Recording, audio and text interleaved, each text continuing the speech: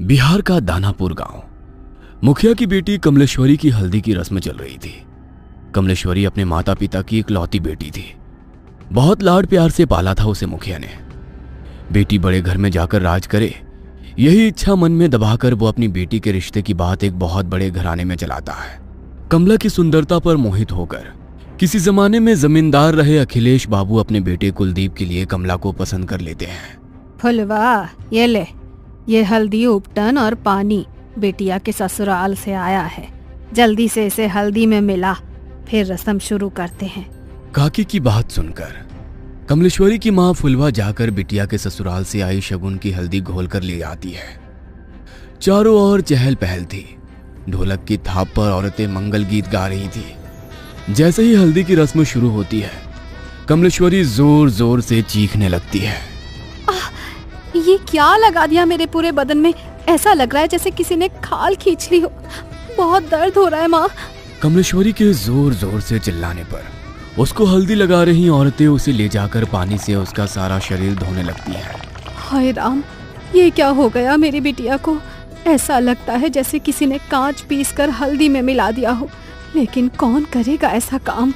कमलेश्वरी के बदन पर जहां जहां हल्दी रगड़ी गई थी, वहां पर लाल धब्बे हो गए थे। दर्द से दुल्हन बुरी तरह छटपटा रही थी और उसकी माँ और बड़ी माँ उसके घावों पर मलहम लगा रही थी। छोटी, मुझे तो ये कोई सामान्य घटना लगती है। अरे घर में बाहर का है कौन? ऐसे कौन बिटिया की हल्दी में कांच मिला गया? कोई छोटी मोटी बात है क्या? अरे वो तो शुक्र है कि मुंह पर नहीं लगाया था, वरना पूरा चेहरा बिगड़ जाता बेचारी का। मेरा तो दिमाग ही काम नहीं कर रहा है जीजी। कौन हमारी कमला से जलेगा? इसने क्या बिगाड़ा है किसी का? शादी ब्याह का माहौल था। दोनों देवरानी जेठानी वैसे तो इस घटना से अंदर तक डर गई थी, लेकिन फिर भी इस समय कुछ भी सोचने के लिए उनके पास ज्यादा समय नहीं था। 2 दिन में कमला की शादी थी। घर में ढेरों मेहमान जमा थे। उनके खाने पीने की व्यवस्था करने के अलावा दोनों देवरानी जेठानी को तमाम रस्में पूरी करनी थी। इसलिए इस बात को यहीं दबाकर वो शादी की तैयारियों में जुट जाती हैं। अगले दिन सुबह, माँ, कमला के ससुराल से शादी का जोड़ा और शगुन आया है, जाओ जरा देखो तो। एक बड़ी सी गाड़ी से 2 नौकर जैसे दिखने वाले आदमी गाड़ी से नीचे उतरते हैं और बड़े से थाल में लाल रंग के कपड़े से ढका हुआ शादी का शाही जोड़ा और गहने कमला की माँ फुलवा को सौंप देते हैं। बड़ी माँ ने संदेश भिजवाया है, शाम के समय दुल्हन को यही खानदानी जोड़ा और गहने पहनकर तैयार होना है। और हाँ, उन्होंने खास एक बात का ख्याल रखने के लिए हिदायत दी है कि इस जोड़े पर किसी की भी बुरी नजर ना पड़ने पाए। वो काली नजर और अपशगुन जैसी बातों पे बहुत यकीन करती हैं, इसलिए खास तौर पर इस जोड़े को एहतियात से रखने को कहा है। आप फिक्र ना करें, कमला और उसका ये जोड़ा अगले 2 दिनों के लिए हमारी अमानत है। हम पूरा ख्याल रखेंगे। फुलवा वो बड़ा सा थाल लेकर तेज कदमों से अपने कमरे में जाती है और एक बड़े से संदूक को खोलकर पूरा थाल ऐसे ही उसमें रख देती है। पूरा दिन शादी का भाग दौड़ में बिताने के कारण फुलवा को याद ही नहीं था कि उसने कमला को उसके ससुराल से आया जोड़ा दिखाया ही नहीं है। अगले दिन दोपहर 4 बजे, फुलवा, अरे कमला को तैयार करने का समय हो गया है। इसके ससुराल से जोड़ा आया था ना, कहाँ रखवाई हो? जाओ ले आओ। चूड़ी पहनाकर हम शगुन कर देते हैं, उसके बाद इसकी सहेलियां मिलकर उसको सजा देंगी। मेरे तो ध्यान से ही उतर गया है जीजी। एक बार खोलकर देखा भी नहीं मैंने कि उन्होंने क्या क्या सामान भिजवाया है। फुलवा तेजी से पल्लू अपनी कमर में खोसते हुए अपने कमरे में जाती है और संदूक खोलकर वो थाल लेकर सीधा कमला के कमरे में पहुंचती है। ए छोटी, ये क्या भिजवाया है इसके ससुराल वालों ने? अरे दिमाग तो ठिकाने पर है। ये लाल रंग के शगुन के जोड़े के साथ काले रंग की चूड़ियां कौन भिजवाता है? अरे ये तो अपशगुन होता है। कहने को तो इतने बड़े लोग हैं, लेकिन क्या यही समझदारी है इन ऊंची हवेली वालों की? अरे नई दुल्हन को काली चूड़ियां कौन पहनाता है भला? हाँ जीजी, ये सब मैं क्या जानूं। अब इसके ससुराल से आया है तो मैंने तो ऐसे का ऐसा ही उठाकर संदूक में बंद कर दिया था जीजी। अब हो सकता है बड़े लोग हैं, उनके कुल में कोई परंपरा हो नई दुल्हन को काली चूड़ी पहनाने की। अरे आधी जिंदगी बीत गई है हमारी, हमने तो कभी नहीं देखा कि किसी दुल्हन के लिए ससुराल से काले रंग का जोड़ा या चूड़ियां आई हो। अरे शादी सिर्फ उनकी बहू की नहीं हो रही, अरे हमारी बिटिया की भी हो रही है। मैं तो कहती हूँ कि काली चूड़ी को हटा दे और लाल चूड़ी पहना इसे सुहाग जोड़े के साथ। अरे नहीं जीजी, वो जो नौकर आए थे ना इस जोड़े के साथ, वो खास तौर पर कह गए थे कि छोटी बहू जी को यही जोड़ा पहनाकर तैयार करना है। कमला की माँ की बात सुनकर उसकी जेठानी कमला के हाथों में वही काली चूड़ियां पहना देती है। कमला के ससुराल से आया हुआ लहंगा बहुत ही शानदार था।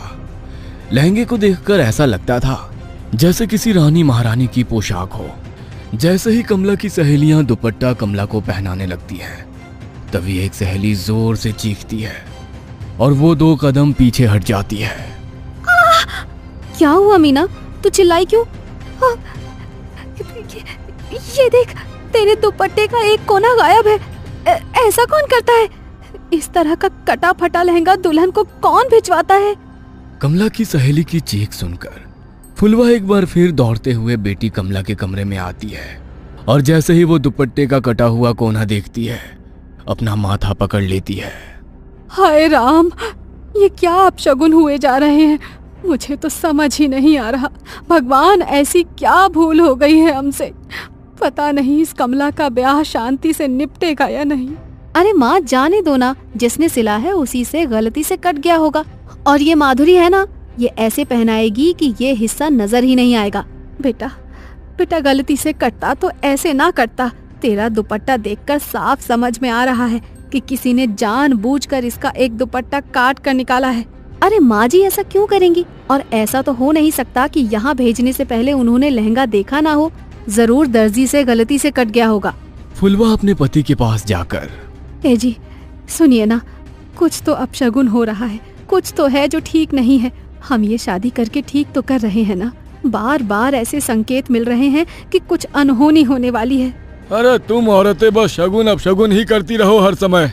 इतने बड़े घर का रिश्ता ढूंढ कर लाया तेरी बेटी के लिए।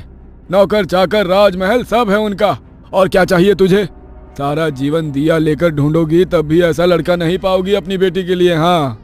पति की गुस्से से भरी आवाज सुनकर फुलवा चुपचाप जाकर मंडप सजाने लगती है। जयमाल के लिए पूरी तैयारियां हो चुकी थी। कुलदीप आकर अपने स्थान पर बैठ गया था। दूसरी ओर से कमला को उसकी सहेलियां पकड़कर मंडप की ओर ले जा रही थी। कुछ पल पहले शर्म से लाल होता उसका चेहरा धीरे धीरे बदलने लगा था। अचानक ही उसके चेहरे के हाव भाव बदलने लगते हैं और वो उसका हाथ पकड़कर लेकर आती उसकी सहेलियों को पूरा जोर लगाकर दूर धकेल देती है। देखते देखते खूबसूरत तरीके से सजे अपने बालों को नोच नोच कर वो बाहर निकालने लगती है और जोर जोर से चीखने लगती है। कमला बेटा, होश में आ, क्या हुआ है तुझे? कमला बिटिया, अरे बेटा बोल ना, क्या हुआ है? तू ऐसे क्यों चीख रही है? बोल तो। मुझे बहुत दर्द हो रहा है माँ, कुछ है मेरे बालों में, कुछ है इसमें। बेटी के इतना कहते ही उसकी माँ और बड़ी माँ तेजी से उसके बालों को खोलकर कुछ देखने लगती हैं। तभी बालों का एक बहुत बड़ा सा गुच्छा जमीन पर गिरता है, जिसे देखकर फुलवा की चीख निकल जाती है।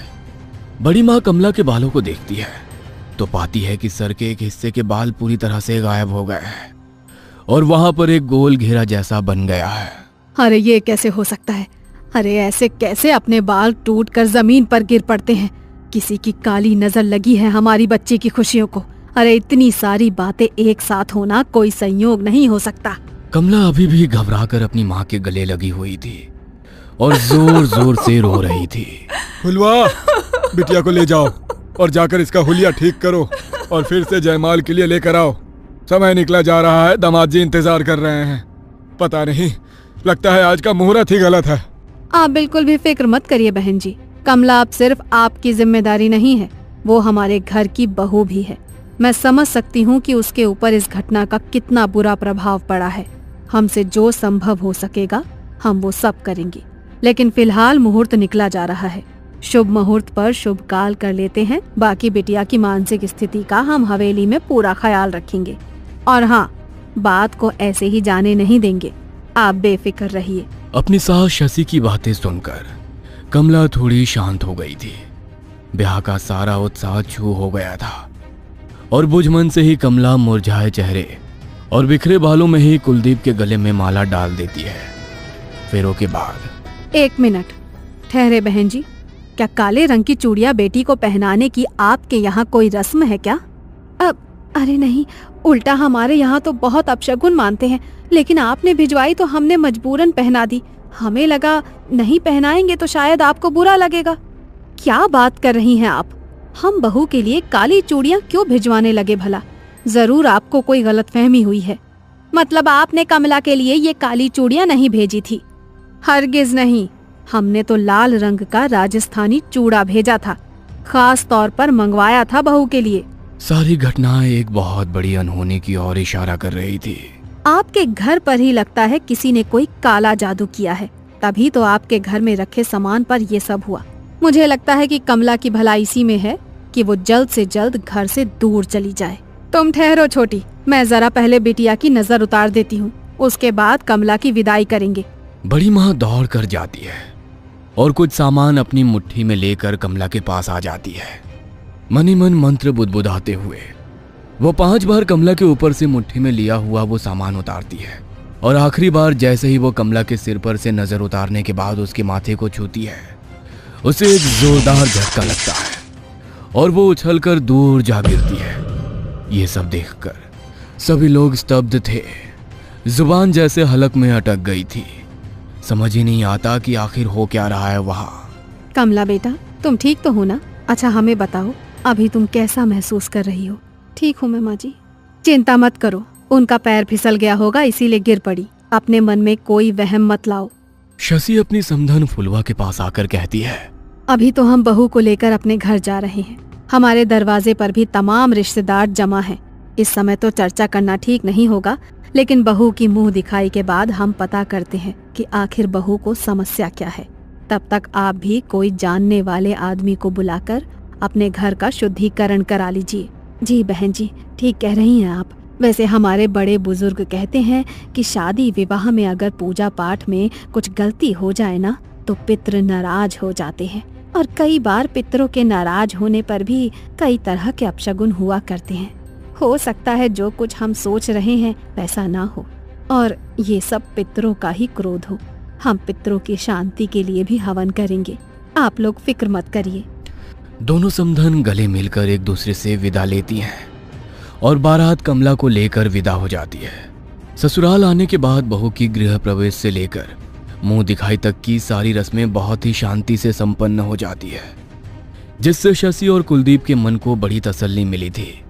उन्हें लग रहा था कि शायद जो भी बला थी वो बहू के मायके में ही पीछे छूट गई और ये सब शांत हो गया हो। लेकिन कहते हैं ना, जब कोई बहुत बड़ा तूफान आने वाला होता है ना, तो उससे पहले एक लंबी खामोशी होती है।